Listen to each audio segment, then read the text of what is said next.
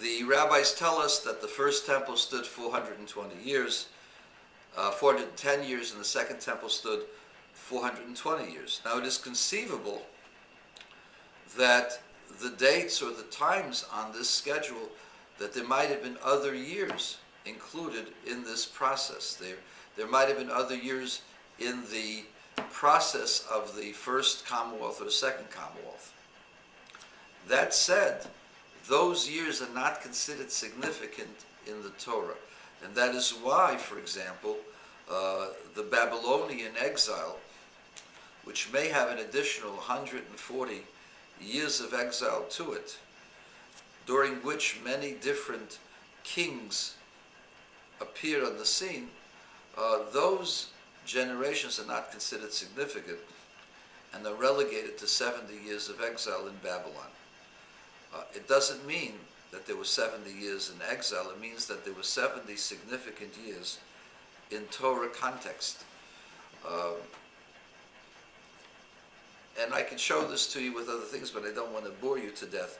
What I am saying is that there is a distinction between the Torah chronology and the chronology of the history of the world, that the history of the world need not be exactly aligned with Torah chronology, because Torah chronology deals with the significant eras and the significant times and events, and that those things have importance. The rest are unimportant, insignificant, and relegated to the dust heap. That is a possible explanation. In fact, I'm not the author of that explanation. That explanation is found by the writings of Rabbi Shimon Schwab, Zecher Tzadik Livrocha, long before I came to this conclusion. It is conceivable that the Seder Olam is not a book of history that's exact, but rather it's a quantification of significant events in the biblical record, no more and no less, but not necessarily meaning that the world did not have other years and other events that transpired. As such, because of that, and I know that a lot of people will say, get this guy out and so on and so forth.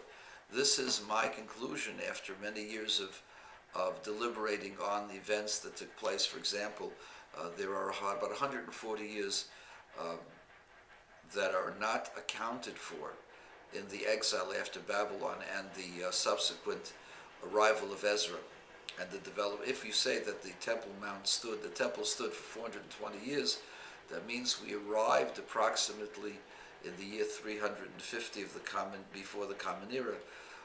The temple was destroyed in the year 586 before the Common Era, and that's a total of 236 years.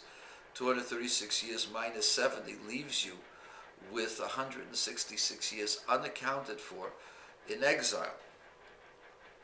And a lot of people have gone through this, try to find it in the Seder Olam, to no avail. The reason why it's not there, because the Torah does not deal with the Persian exile as if it was a reality.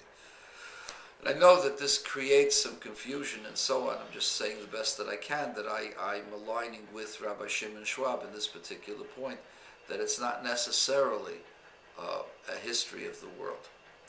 That said, therefore, the fact that the times don't align doesn't mean that the events didn't take place, as the Torah said. In fact, when you compare the Torah to the facts at hand in Jericho, the walls collapsed as if they had been collapsed under an earthquake.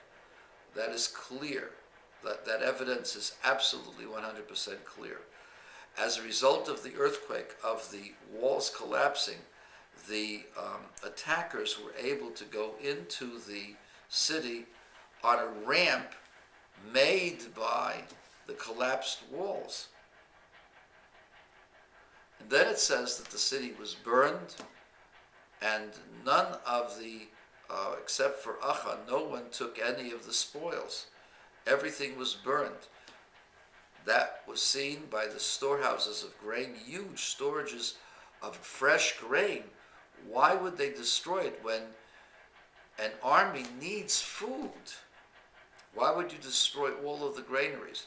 And the answer can only be because because God told them to set it as a cherem, something that's set aside for the glory of God alone, and they were not allowed to have benefit from it. Clearly, the fact that there were huge storehouses of grain indicate also that this was in springtime.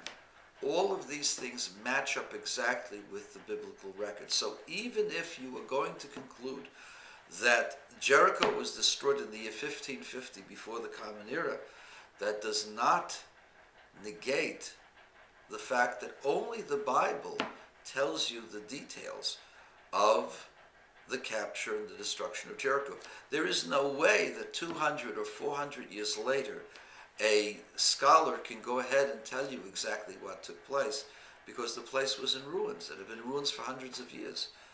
There was no way for them to determine those things. How would they know? The very fact that the Torah describes, that the prophet describes it to you exactly that way, is indicative of the divine knowledge of that particular document.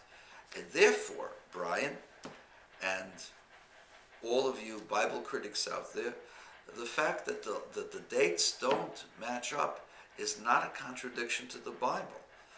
Actually, there's a Professor Wood who claims that he's seen a particular pottery that indicated that this was from 1380 before the Common Era, which puts it 170 years afterwards, after Professor Kenyon indicated.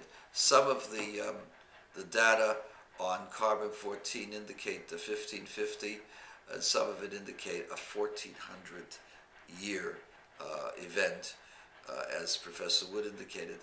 So carbon-14 is not the criteria, and I know you say that he's been disproven. I really don't see from the things that you've indicated that he's been disproven. I've read the material, and then clearly Professor Wood's greatest argument is that it matches up exactly with the document, with the Torah. And if this was written by a scholar in the 600, 700, he could not have known this, could have not have known this detail. Also, very, very fascinating, a part of the wall did not come tumbling down. A certain section remained with some of the houses there intact. The question is, how did that happen? Well, we know in the Torah, in the Bible, it says that RACHAV's house remained. And so this must have been her complex. She was a prostitute, and she must have had a very large home, must have had several homes for her trade and for other things that she was doing. Apparently she was manufacturing some flax as well. So her complex was saved because she had her whole family there. And so that actually complies, the evidence actually complies exactly with all of the details of the prophets, uncannily. So let me just tell you something. The Bible critics will deny that the thing ever happened. Then when it happened, it'll deny that it happened correctly according to the prophet, and then it will deny any of the other ancillary things and say that this was just the inventions of somebody, or somebody examined it, when in fact there was no way that this could be examined hundreds of years later, because the site had been covered up by other sites and had been created into debris. There was no way they could know that everything had been burned, and that all of the grains had been from the springtime, and there was no way for them to know that this was becoming a cherem, something that was desolate and destroyed for the glory of God. There was no way for them to know any of these things. And the language of the prophet is exact. They went up into the city because the wall that came down became the ramp for them to go over the stone wall that created the tell, created the mound into the city. But the walls itself, the brick wall, completely flattened and became a ramp for the invading armies, just as it says in the prophets. So, my friends, forget about the calendar, forget about the times. The fact that it parallels exactly what it says in the prophets should be evidence that indeed Joshua fit the battle of Jericho, and the walls did come tumbling down.